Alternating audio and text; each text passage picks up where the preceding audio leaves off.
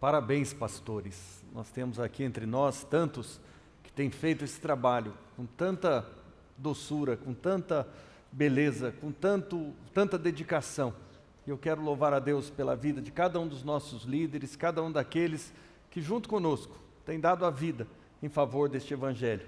Que Deus abençoe vocês e dê a cada um de nós que aqui está, a cada dia, mais e mais, este coração fiel a Deus e sempre pronto a amar e a servir os irmãos. Que Deus renove em cada um esta visão e esse desafio em nome de Jesus. Amém? Eu quero saudar aqueles que nos assistem pela internet, dizer que você é muito bem-vindo a este culto, a esta reunião. Os nossos irmãos de igrejas que têm nos acompanhado, a igreja de Joinville, a igreja do Japão, a igreja em São José do Rio Preto e tantas outras igrejas que nos acompanham, recebam o nosso carinho e recebam agora junto conosco a palavra e o conselho de Deus. Nós temos vivido dias especiais, como eu já falava aqui para vocês, e eu quero agradecer a oração de toda a igreja. Eu e minha casa temos enfrentado alguns desafios nesses dias, especialmente relacionados às questões da saúde.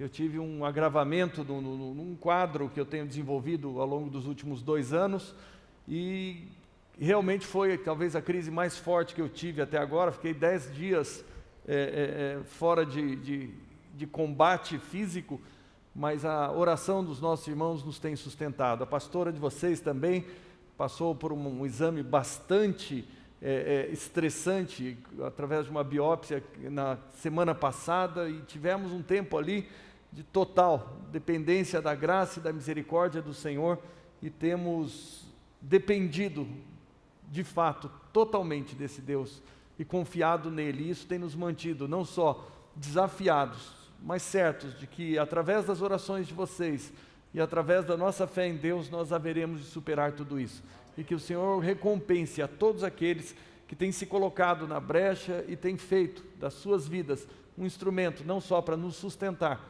mas para nos ajudar a manter-nos focados naquilo que Deus tem para nós. Eu quero desafiar vocês a continuarem orando. Aliás, nós estamos começando hoje 21 dias de jejum e oração pelo Encontro Internacional da Comunidade da Graça, que tem um papel muito relevante de inspiração a todos aqueles que Deus tem chamado com o propósito de continuar a missão de Cristo sobre a face da terra. É bem verdade que nem todos vão estar neste encontro, porque acaba limitando um pouco, mas aqueles que realmente desejaram e se inscreveram vão estar conosco agora no final do mês, lá em Águas de Lindóia, onde nós vamos estar reunidos ali quase que talvez 1000 pessoas, 1000 líderes, e ali vai estar sendo compartilhado desafios para o novo ano que o Senhor há de nos acrescentar. Desde já eu quero convocar toda a igreja a estar orando, e lembre-se disso nas suas orações, que esse tempo que nós vamos ter em Águas de Lindóia no final do mês seja um renovo para toda a comunidade da graça no Brasil e fora dele. Está vindo uma caravana grande do Japão, eles vão estar aqui em Londrina, inclusive alguns deles vão estar hospedados na nossa casa e vão estar aqui conosco, eu creio, nos nossos cultos, e vocês vão poder conhecer alguns dos pastores que têm servido a Deus naquela nação. E eu quero, junto com você, continuar a avançar, crescer, multiplicar, porque Deus quer salvar esta terra, e os instrumentos que Ele dispõe, sou eu e é você, e isso é a coisa mais clara que as Escrituras têm, especialmente no Novo Testamento. Quando o Espírito Santo é derramado sobre a terra, é para capacitar-nos para cumprir esta grande comissão.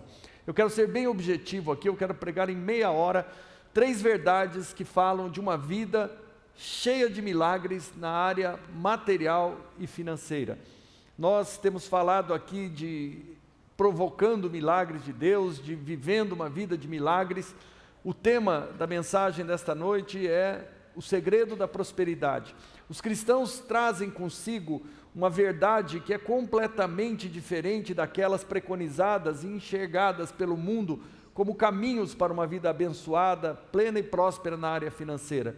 Esses dias, coincidentemente, eu estava assistindo um vídeo, uma dessas pegadinhas que são às vezes colocadas na internet, e não sei como eu fui parar nesse vídeo.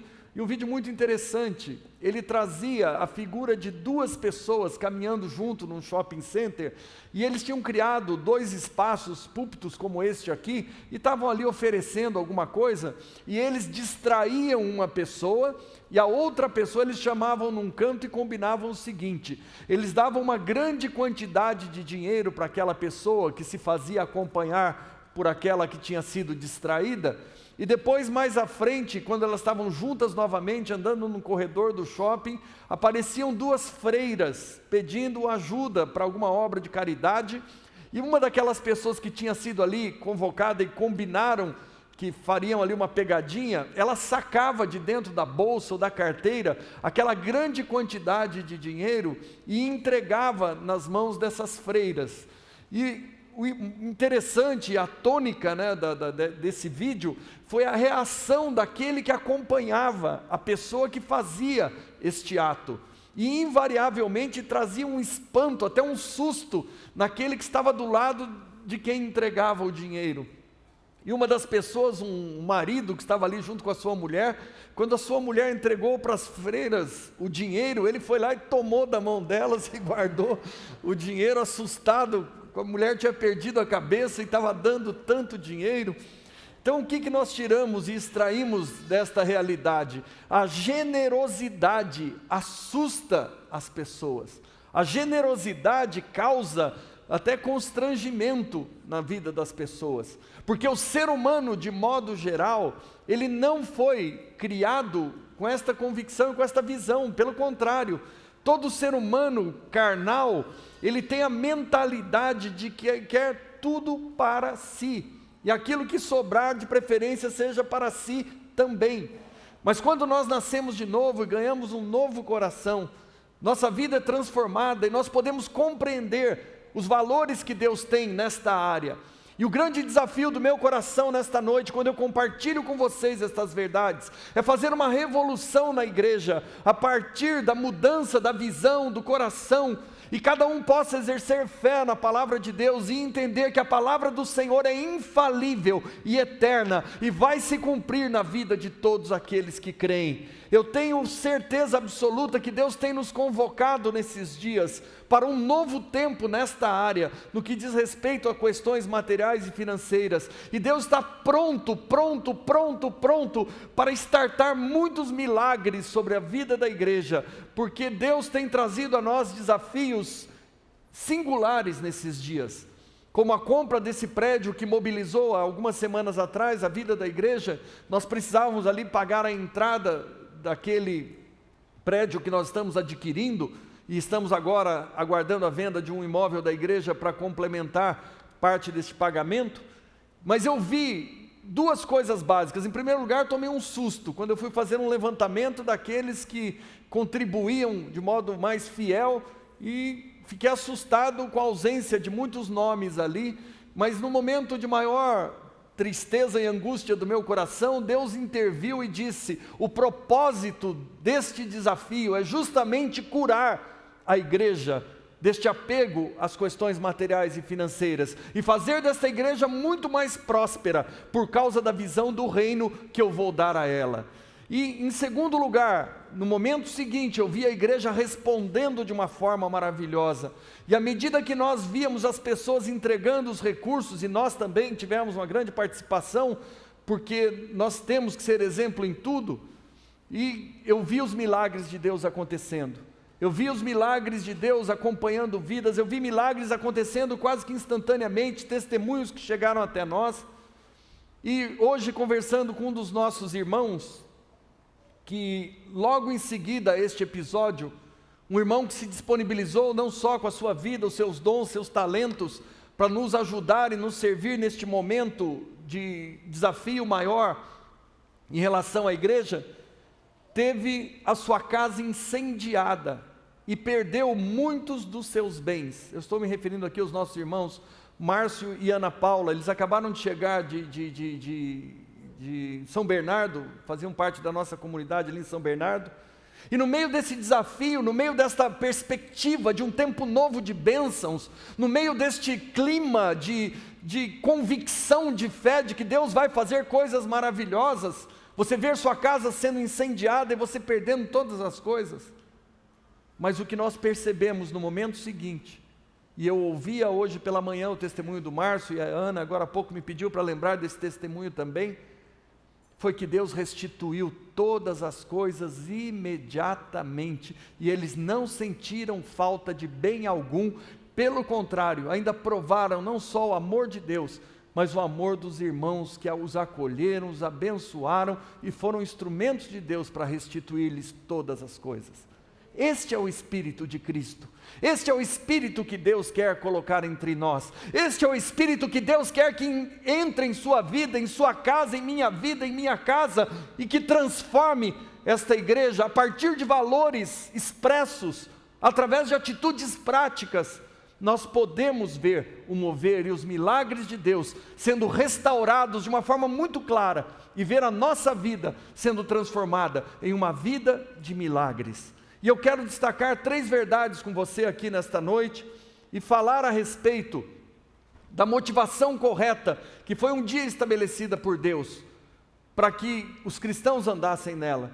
Mas também nós sabemos que o dinheiro continua sendo o maior Deus deste mundo, continua sendo um grande objeto, não só de cobiça, mas do próprio sentido da vida de muitas pessoas. Eu contava aqui hoje pela manhã uma historinha, que mostra que o dinheiro às vezes traz até uma nova energia no coração das pessoas, e eu contava a história de um argentino chamado Salim, que estava correndo de uns cachorros que estavam correndo atrás dele, e o Salim chegou diante de um muro muito alto e não conseguia pular o muro, por mais que se esforçasse, não conseguia pular o muro, e ele precisava de umas forças extras, e ele, muito apegado ao dinheiro, pegou a carteira dele e jogou por cima do muro, e quando ele viu todo o dinheiro dele indo por cima do muro, ele não teve dúvida, ele pulou aquele muro que nem um gato para pegar a carteira de volta. Então é mais ou menos assim que acontece na vida de muitas pessoas, tem sua grande motivação no dinheiro e faz dele, tantas vezes, o motivo da sua própria perdição. E eu quero destacar hoje verdades que eu sei que vão mudar a vida de cada um de nós. E eu quero convidar você a abrir a sua Bíblia no livro de Êxodo, capítulo de número 13. Êxodo, capítulo de número 13. Êxodo, o segundo livro da Bíblia. O capítulo de número 13, Deus estabelece aqui princípios eternos que jamais foram revogados.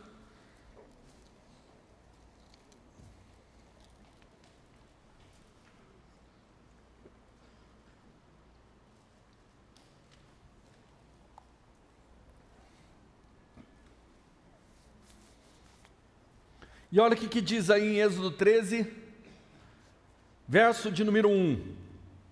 Disse o Senhor a Moisés: consagra-me todo primogênito, todo o que abre a madre de sua mãe entre os filhos de Israel, tanto de homens como de animais, é meu. Disse Moisés ao povo: lembrai-vos deste mesmo dia, em que saístes do Egito e da casa da servidão, pois com mão forte o Senhor nos tirou de lá. Verso de número 11, olha que diz aí: quando o Senhor te houver introduzido na terra dos cananeus, e a terra de Canaã, que é aqui chamada de terra dos cananeus, ela simboliza a nossa nova vida em Cristo, ela simboliza uma nova experiência, uma nova realidade, um novo tempo. E ele diz assim: quando você entrar nessa nova vida, como te jurou a ti e a teus pais, quando te houver dado o Senhor, apartarás para o Senhor todo o que abrir a madre, todo o primogênito dos animais que tiveres, os machos serão do Senhor.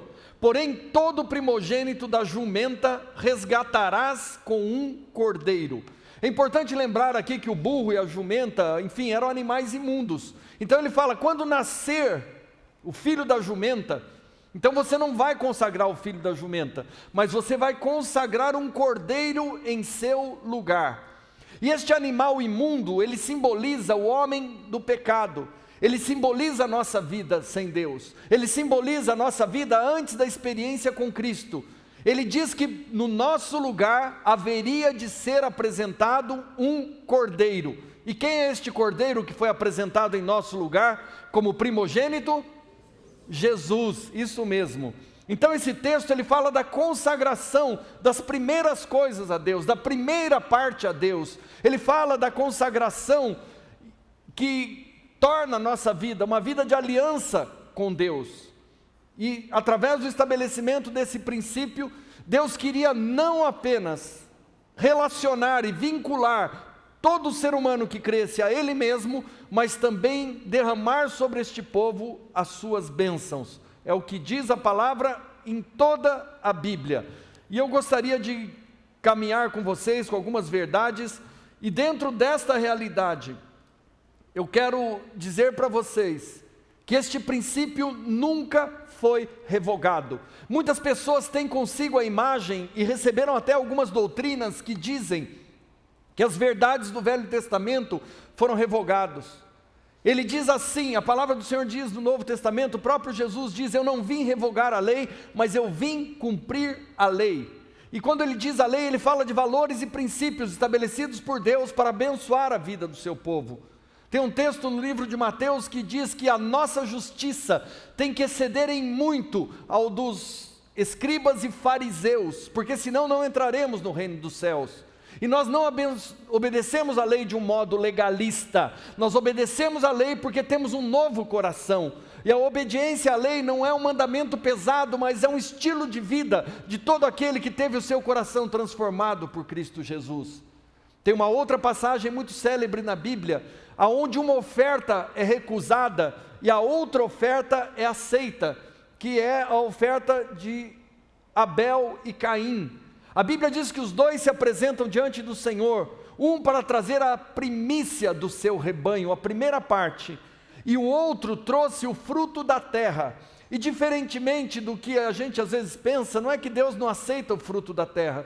Tem alguns lugares que Deus pede para consagrar o fruto da terra. O que aconteceu com a oferta de Caim, que foi rejeitada por Deus, foi que ele não trouxe a primeira parte, ele trouxe talvez daquilo que havia sobrado, ele trouxe talvez uma porção, mas Abel trouxe a primícia do seu rebanho, obedecendo ao Senhor, obedecendo ao mandamento, atraiu sobre si as promessas do Senhor, e Deus se agradou dele e de sua oferta, ao passo que de Caim e de sua oferta não se agradou o Senhor.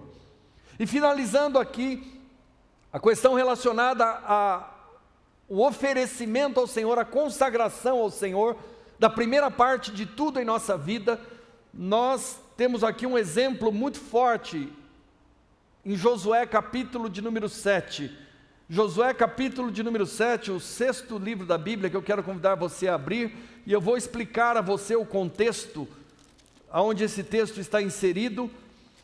Deus tinha prometido ao seu povo a terra prometida. Parece redundância, mas é isso mesmo. Ele prometeu a terra prometida. E na terra prometida, ou seja, na terra de Canaã, haviam 31 reinos estabelecidos. E qual é a primeira cidade da terra prometida, que tinha uma muralha muito grande, que o povo deu 7 voltas ao redor da muralha, e depois tocou a trombeta e a muralha caiu? Qual é o nome dessa cidade? Jericó. Muito bem, vocês entendem muito de Bíblia. Então Jericó era qual cidade das 31? Era a primeira. E o que Deus falou? Dos despojos de Jericó, ou seja, das coisas que sobrarem ali de Jericó, ninguém coloque a mão. Vocês não vão pegar ouro, não vão pegar prata, não vão pegar utensílios, não vão pegar roupas, não vão pegar coisa nenhuma, porque assim disse o Senhor. E a segunda cidade da terra de Canaã, como é que ela se chamava? Ai, que era uma cidade muito pequenininha, muito menor que Jericó, muito menos fortificada que Jericó. Ocorre que quando eles vencem a batalha de Jericó, em seguida eles vão para a batalha de Ai. E a Bíblia diz que em Ai eles tomaram um couro, o povo de Deus foi envergonhado, o povo de Deus teve uma derrota terrível, diante de um inimigo inexpressivo, irrelevante, que não tinha nenhuma condição de vencê-lo, mas venceu. Quando Josué, o líder, volta para Deus e diz: Deus, não estou entendendo, eu venci uma batalha tão poderosa, ganhamos a batalha de Jericó, o Senhor estava conosco, agora em Ai, há uma catástrofe, uma tragédia como essa, sabe o que Deus disse para Josué? Para de orar e santifica o povo. O que tinha acontecido? Alguém, um homem chamado Acã, abra aí Josué 7:1, prevaricaram os filhos de Israel nas coisas condenadas, porque Acã, filho de Carmi, filho de Zabdi, filho de Zerá, da tribo de Judá, tomou das coisas condenadas, e a ira do Senhor se acendeu contra os filhos de Israel. Deus tinha as primícias reservadas para si. Jericó eram as primícias da terra prometida, era a primeira parte, e Deus falou: dessa você não pega, essa é minha, e vocês têm daqui para frente, é tudo de vocês. Mas Acã achou uma capa babilônica linda e falou: isso deve ficar maravilhoso na minha mulher, vou levar para ela. Achou ali umas peças de ouro, umas peças de prata, escondeu debaixo ali da sua tenda, e com isso atraiu a ira do Senhor, e o povo que tinha tudo para viver em vitória, começa agora a sofrer derrotas sem explicação. E quando Josué começa a orar ao Senhor, Deus fala: para de orar, Josué, e santifica o povo. Muitas vezes nós temos sido derrotados em coisas pequenas, e nós não sabemos por que somos derrotados. Às vezes nós não temos conseguido viver em vitória, e não sabemos por que não conseguimos viver em vitória, quando na realidade nós temos sido negligentes, nós temos desobedecido deliberadamente à palavra de Deus, e não sabemos por que as coisas não vão bem. E Deus fala: para de orar e santifica o povo. Foi a palavra que eu recebi esses dias diante do desafio tão grande. A compra desse prédio para nós era semelhante à tomada de Jericó. E o Senhor disse: eu vou usar essa situação para santificar o povo, e vocês vão não só vencer esta batalha, mas muitas outras, porque eu vou começar agora a fazer milagres, por causa da atitude das pessoas, por causa do coração das pessoas. Haverá um mover de provisão, de prosperidade, de bênçãos, como nunca houve. E não é a oração que faz isso, é a obediência que faz isso. E o que aconteceu com o povo? Josué agora se vê obrigado a ir até a casa de Acã. Ele e toda a sua casa são destruídos, foram apedrejados, ele, seus filhos, o seu gado, os seus animais, o louro, o gato, o cachorro, todo mundo morreu. E Deus restabeleceu a vitória. Nós não precisamos tacar pedra em ninguém, porque cada um de nós precisa de verdade morrer, mas é morrer na cruz com Cristo, morrer para o nosso velho homem e assumir essa nova forma de vida, que é pautada não pelos valores do mundo, mas por aquilo que Deus, através da sua palavra, nos ensina a cada dia. Eu quero desafiar você a abrir comigo o texto de Malaquias, o último livro do Velho Testamento, no capítulo de número 3, a partir do verso 10, texto tão conhecido de todos nós, que eu quero que você abra comigo. E me perdoem estar falando de uma forma tão rápida, porque eu tenho só mais 15 minutos, que nós temos a ceia. E eu quero aqui, em Malaquias 3, verso de número 10. Esse texto é o mesmo texto de Êxodo, capítulo de número 13, que eu lia com vocês. Ele fala das mesmas verdades, porque a raiz da palavra primícia é que deu origem às palavras primogênito, a palavra dízimo, que tudo isso está vinculado a trazer a primeira parte, as ofertas, diante do Senhor. E ele diz aqui no capítulo de número 3, verso 10, trazei todos os dízimos à casa do tesouro, para que haja provisão e mantimento na minha casa, e provai-me nisto, diz o Senhor dos exércitos, se eu não vos abrir as janelas dos céus, e não derramar sobre vós bênçãos sem medida, por vossa causa repreenderei o devorador, para que não vos consuma o fruto da terra, e a vossa vide no campo não será estéril, diz o Senhor dos exércitos. E diz assim, todas as nações vos chamarão felizes, porque vós sereis uma terra deleitosa, diz o Senhor dos exércitos. O objetivo de Deus é estabelecer valores e princípios nas Escrituras, É, em primeiro lugar, mostrar que existe um povo diferente sobre a face desta terra. Existe um povo com uma cultura diferente, com um chamado diferente. Existe um povo com uma visão diferente. Existe um povo que tem, da parte de Deus, uma marca. E esta marca é que vive numa lei, que não é a lei deste mundo, aonde eu quero tudo para mim, e se for possível ter o que é seu também, assim seja. Mas Deus nos mostra que existe um estilo de vida que começa no relacionamento com Ele, porque se somos infiéis a Deus, se somos infiéis para com os valores e princípios de Deus, muito provavelmente seremos infiéis com tudo nesta vida, porque nós estamos declarando que priorizamos a nossa vontade, e se eu priorizo a minha vontade, jamais eu vou ser fiel a quem quer que seja, porque eu coloco a minha vida em primeiro lugar. E nós vemos Deus falando, e provai-me nisto, experimente, prove a Deus nesta área, prove o que Ele pode fazer, prove o que Ele pode realizar, prove o que Ele tem para você. Eu vou derramar sobre vós bênçãos sem medida. Deus quer dar à sua igreja esta experiência nesses dias. Deus quer nos levar nesses dias a viver uma vida plena, uma vida abençoada.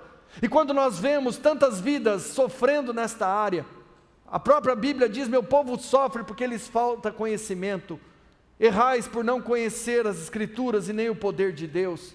Deus quer nos levar a viver uma vida de milagres, Deus quer nos levar a provocar milagres, Deus quer nos levar a produzir milagres, como nós vimos aqui nesses dias em tantas vidas. Deus quer continuar fazendo, Deus quer continuar realizando, e depende de nós uma tomada de posição, um passo de fé, e a cada dia nós andarmos na direção que o Senhor estabeleceu para nós.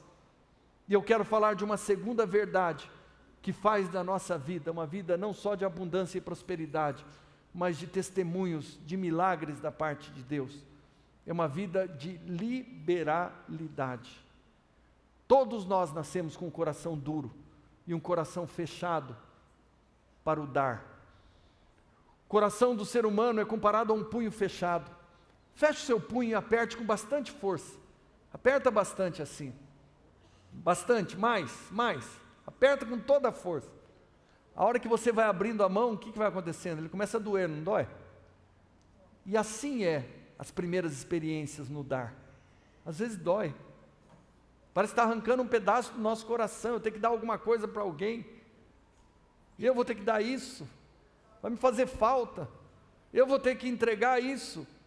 Quando na realidade o segredo está em manter-se com a mão aberta. A liberalidade é uma verdade tão presente na vida dos cristãos, que a primeira marca da igreja primitiva que foi ressaltada lá no livro de Atos dos Apóstolos, no capítulo de número 2, depois repetida no capítulo de número 4, foi justamente a questão da liberalidade com que viviam os cristãos. Tão diferente do mundo, chocou a vida das pessoas. Por quê? Parece loucura, você vai repartir o que tem, vai te faltar. Quando na realidade as pessoas não entendem que a matemática no reino de Deus é justamente a oposta. Quanto mais eu semeio, mais eu colho. Quanto mais eu entrego, mais eu recebo, porque é promessa de Deus, é promessa do Pai, e Ele diz: provai-me nisso, diz o Senhor, provai-me nisso, diz o Senhor, provai-me nisso, diz o Senhor, provai-me nisso, diz o Senhor, se eu não vos abençoarei, se eu não trarei sobre vocês a maior abundância. E eu quero desafiar vocês para viver uma vida de abundância, uma vida plena, a desenvolver-se nesta área, e fazendo desta liberalidade, que também podemos chamar de generosidade, a marca na vida de cada um de nós, a marca que vai fazer de nós, não só pessoas diferentes, mas pessoas que vão impactar este mundo sem Deus. Abra sua Bíblia comigo em Provérbios 11, 24, Provérbios capítulo de número 11, é depois dos Salmos, Provérbios 11, 24.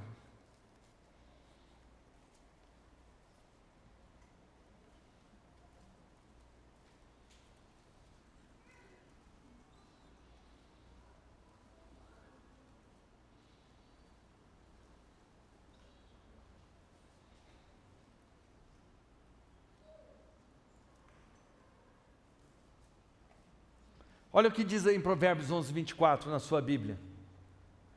A quem dá liberalmente, ainda se lhe acrescenta mais e mais. E ao que retém mais do que é justo, ser-lhe-á em pura perda. A alma generosa prosperará. Meus queridos e amados irmãos, a palavra de Deus nos foi dada como um meio de vivermos em vitória nesta terra, neste mundo. Muitas pessoas nesses dias estavam indignadas e estavam inseguras em relação à política do nosso país, às eleições, e eu confesso a vocês que também não me senti muito confortável com o resultado dessas eleições. Mas logo em seguida, eu recebi da parte de Deus a seguinte mensagem: vocês devem orar por esta terra, mas esta não é a vossa terra, este não é o vosso reino, esta não é a vossa pátria. Nós temos que orar para que ela se converta, para que todos sejam alcançados, inclusive esses políticos. No entanto, nós como filhos de Deus, só encontramos segurança em um governo, no governo de Deus sobre a nossa vida. É neste governo que nós encontramos segurança, é neste governo que nós encontramos paz, porque está escrito: do aumento do seu governo virá a paz sem fim. E eu quero que você creia nisso, e se o seu coração ainda estava entristecido ou abalado com os resultados das urnas, receba agora a cura nesta área, porque o governo de Deus é que traz a segurança para cada um de nós. E este texto de Provérbios diz que a alma generosa prosperará em meio à crise, em meio à dificuldade, em meio às lutas, em meio às crises, em meio às recessões. A alma generosa prosperará, e Deus vai cumprir sobre nós a sua palavra. Muitas vezes nós não aproveitamos o que Deus tem para nós, porque nós só chegamos a Ele para receber, receber, receber. Só nos chegamos às pessoas para receber, receber, receber. Quando o segredo está no dar. Jesus disse: melhor coisa é dar do que? E vocês não esqueçam que Jesus era judeu, hein? Se um judeu fala isso para você, você acredita. Porque melhor coisa é dar do que receber. Ali estava o segredo que ele estava nos ensinando. À medida que nós semeamos com consciência, semeamos com temor de Deus, semeamos orando a Deus: Senhor, qual é o teu projeto, qual é o teu propósito? Um dia eu fui à casa de uma pessoa que não era mais frequentadora da nossa comunidade, já estava há bastante tempo afastada, e ela me chamou na casa. Eu cheguei na casa e estranhei, porque a casa, que era muito chique, muito bem ornamentada, estava vazia, só tinha um sofá no meio de uma casa muito grande. E eu fiquei ali conversando com aquela pessoa que durante muito tempo foi falar, queria falar comigo, mas eu estava viajando muito, não conseguia ir até ela. E eu sei que quando eu entrei naquela casa e fiquei ali conversando durante umas 2 horas, depois disso eu perguntei: por que você me chamou aqui? E ele falou para mim: porque eu tenho uma necessidade financeira, e eu não posso trabalhar nesta cidade e pedir, eu tenho vergonha. E esse texto que saiu da boca dele é um texto bíblico, que está na parábola do administrador infiel. E quando eu saí daquela casa, ele falou: olha, eu estou perdendo essa casa hoje, ela vai a leilão, e eu não tenho dinheiro para pagar a custa e nem a primeira parcela do parcelamento da dívida, e eu vou perder a casa. E eu falei para ele: olha, eu nunca tenho dinheiro sobrando, que a gente está sempre investindo, sempre fazendo as coisas, mas me dá um tempo, eu te ligo daqui a pouco. Eu me lembro que ele fechou o portão, eu coloquei as 2 mãos sobre o volante do meu carro e orei. Falei: Senhor, o que o Senhor deseja que eu faça? E quando eu falei isso ao Senhor, imediatamente o Senhor me lembrou que há 17 anos, ou muitos anos antes, do que aquele dia, isso já faz alguns anos, uns 2 anos que isso aconteceu, Aquela pessoa tinha sido um instrumento de Deus. Quando eu assumi a igreja aqui em Londrina, eu e minha esposa éramos pastores em Rolândia, viemos para cá, assumimos a igreja, e a igreja estava com muitas dívidas. E aquela pessoa tinha sido um instrumento de Deus para que aquelas dívidas fossem pagas, através de uma oferta que um dia ele foi me levar, sem saber de nada. As dívidas da igreja foram pagas. Eu tinha me esquecido disso, porque tinham passado muitos anos, mas Deus não tinha se esquecido. E no exato momento que eu orei, Deus me lembrou daquele episódio. E eu cheguei no meu escritório, peguei o telefone, liguei para ele e falei: quanto é? Ele falou: é tanto. Eu falei: daqui a pouco o dinheiro vai estar aí na sua casa. E ele me falou: depois eu te pago. E eu falei para ele: você não me deve coisa alguma, sua dívida já foi paga com antecedência, inclusive. Deus nunca se esquece. Quando nós andamos em fidelidade, a nossa vida é marcada por Deus. E o grande desafio do meu coração como pastor nesses dias é que a sua vida seja marcada por Deus, que nós possamos ser esse povo diferente, esse povo marcado em todas as áreas, possamos fazer neste mundo aquilo que o mundo talvez nem compreenda, vivendo em obediência à palavra de Deus, transtornar esta terra. É bem verdade que isso é uma escolha de cada um de nós, mas também é verdade que quando decidimos viver assim, Deus cumpre as suas promessas. No texto de Lucas, capítulo número 9, verso 24, diz assim: quem quiser ganhar a sua vida, perdê-la-á. E quem perder a sua vida por amor de mim, ganhará não só nesta, mas também na vida eterna, na eternidade. A matemática do reino é diferente. Deus quer fazer da sua vida uma vida de milagres. Deus quer transformar a vida da igreja. E se nós temos pregado sobre isso, é porque Deus tem nos dirigido nesse sentido. E a palavra de Deus também diz, como nós lemos em Malaquias: por vossa causa eu repreenderei o devorador. Nenhum de nós tem o poder de repreender o devorador, mas a nossa atitude de obediência faz com que Deus repreenda o devorador, faz com que Deus mude a situação da nossa vida. Muitas vezes vivendo em lutas, vivendo em vergonha, vivendo de uma forma tão aquém daquela que Deus tem para nós. Quando nós tomamos uma atitude de fé, a nossa vida é transformada. E Mateus 25, 21 diz: ser fiel no pouco e sobre o muito te colocarei. Quando nós caímos na cobiça de desobedecer a Deus, abrimos portas para muitos demônios. Mas o Senhor diz: quando nós obedecemos, Ele repreende esses demônios. E a cobiça, ela reserva muitas armadilhas para nós. A cobiça nos leva muitas vezes a buscar dinheiro fácil. Quando eu vejo pessoas às vezes envolvidas com tantas coisas para ter dinheiro fácil, e depois em seguida caem em escândalos, essas questões relacionadas a essas pirâmides que de vez em quando chegam até nós. Eu vi aquela empresa de pirâmides lá, tendo todos os seus bens confiscados nos Estados Unidos, no Brasil. Essa cobiça arrasta tantas pessoas, que talvez por não terem, na obediência da palavra, o princípio da prosperidade se cumprindo na nossa vida, buscam em outras formas. Nós nos enfiamos em dívidas, compras impulsivas. Eu sempre vivo falando lá em casa, tomar cuidado com a palavra liquidação. Essa palavra, ela soa com uma forma a desestabilizar emocionalmente as pessoas. Ouve falar de liquidação, quer sair comprando tudo. Não, mas está em liquidação, mas não compra. Mas está em liquidação, mas não compra. Não precisa, mas está em liquidação. Nós temos que entender que tudo isso são instrumentos, muitas vezes, para roubar a nossa paz, para roubar a nossa estabilidade. E nós compramos as coisas, na hora que chega em casa, falamos: por que eu comprei isso? São espíritos malignos. Sabia que tem um espírito maligno que chama assim, espírito de comprar sapato? Atua de uma forma muito poderosa, especialmente na vida das mulheres, que entram no shopping, parece que ficam alucinadas. Nós precisamos entender, gente, que tudo isso tem um propósito maligno por trás. Vocês dão risada, mas é verdade.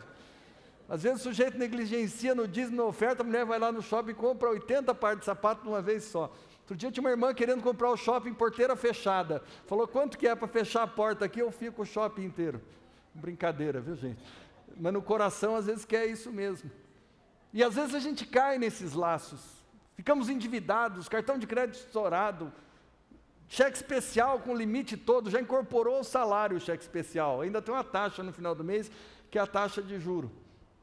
Eu estava me falando hoje pela manhã, em 2008, nós passamos uma fase muito complicada, e naquela ocasião eu tomei uma atitude muito corajosa, eu quebrei todos os meus cartões de crédito. E nos primeiros dias foi incômodo, né? Você ia em algum lugar fazer uma compra e estava acostumado ali com aquele gostosinho assim, aquele dinheiro de plástico que passa, parece que não dói nada, né? E depois você fica correndo o carteiro, né? O carteiro chega e fala, tá aí de novo esse demônio para trazer essas compras, essas cobranças para mim. E eu fiquei até amigo do carteiro depois, porque eu não tinha mais medo dele, porque não tinha dívida, não tinha conta para pagar, não tinha fatura de cartão de crédito, era uma coisa maravilhosa. Eu lembro que eu estava nessa época trabalhando nos Estados Unidos, eu ia lá sempre, eu ia com o dinheiro contado da viagem, da alimentação, da passagem, ainda trazia uns presentinhos para as meninas, mas não gastava nada no cartão. É a coisa mais maravilhosa no mundo, isso é liberdade. Mas nós precisamos ter clareza que a nossa vida só alcança esse patamar quando nós priorizamos aquilo que Deus prioriza, e nós estabelecemos os valores e princípios de Deus, e fazemos dele a razão das nossas atitudes. E eu quero ler com você mais um texto das Escrituras, já estou terminando, 2 Coríntios 9, 10. 2 Coríntios 9, 10. Abra comigo aí. 2 Coríntios 9, 10.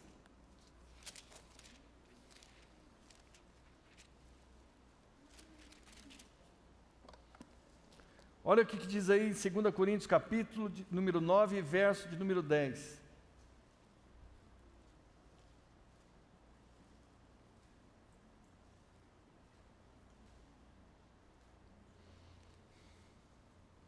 Gente, isso é palavra de Deus, é Deus falando com você.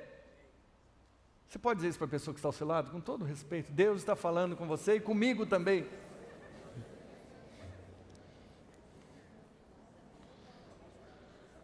Segunda Coríntios 9, 10, olha o que está escrito aí na sua Bíblia.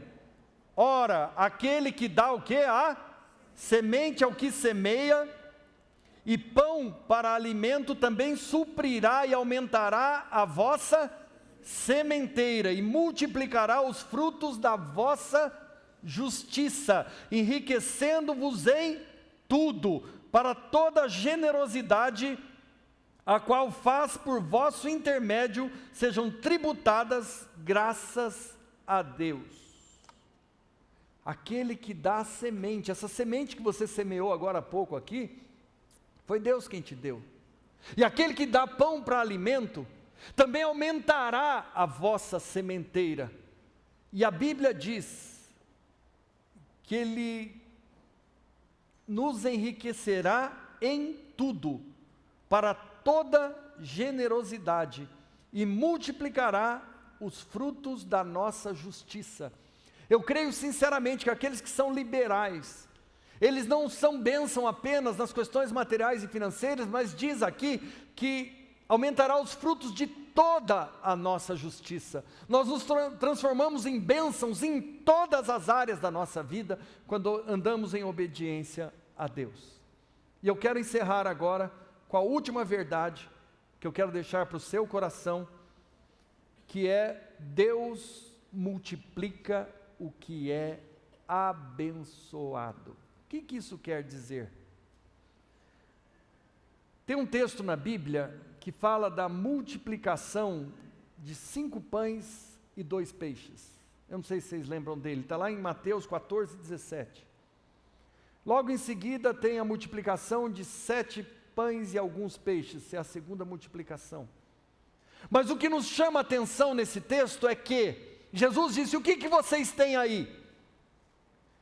E eles procuraram ali e encontraram um menino que tinha 5 pães e 2 peixes, que foram trazidos às mãos de Jesus.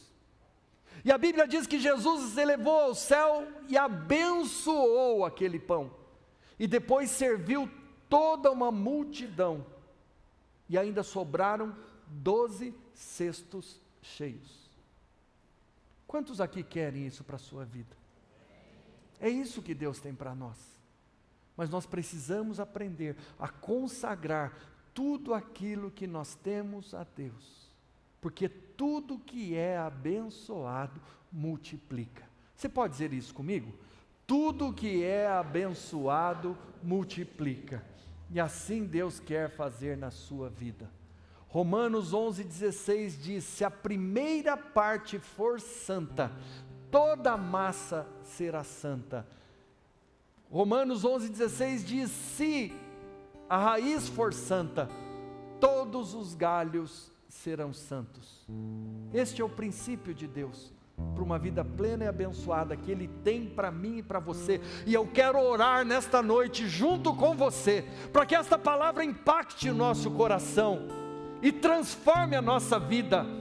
Nós não vamos viver como miseráveis sendo filhos do Rei.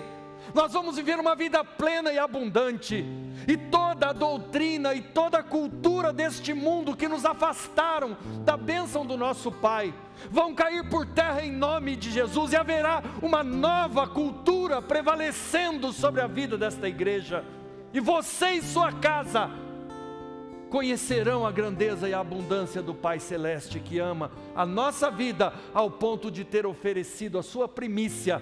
O seu Filho primogênito foi semeado em favor de cada um de nós. Precisamos aprender a abrir o nosso coração e a nossa mão liberalmente. O princípio é: se queremos ter a bênção de Deus, é melhor ter 90%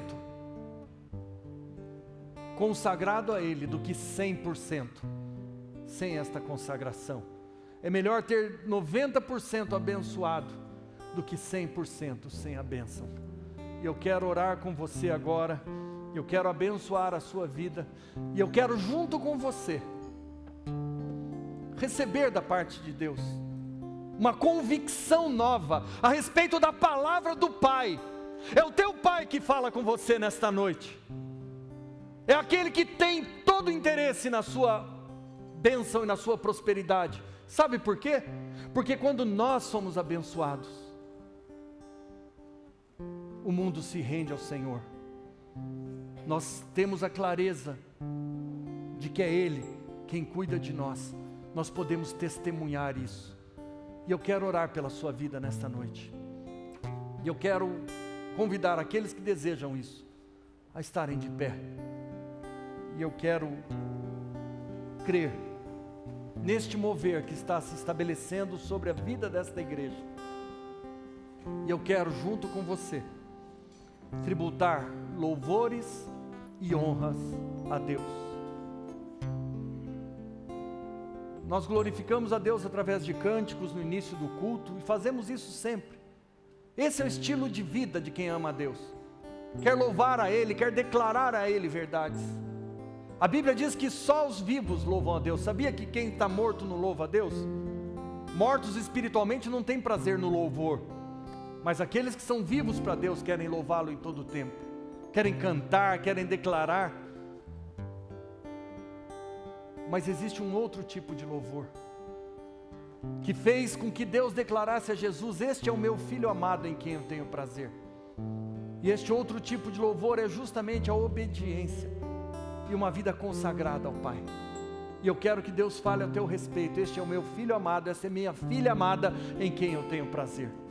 E eu quero convidar você a colocar as duas mãos sobre o seu coração agora. E eu quero orar pela sua vida. Pai, dá-nos tal coração que temamos ao Senhor. Pai, dá-nos tal coração que adoremos ao Senhor.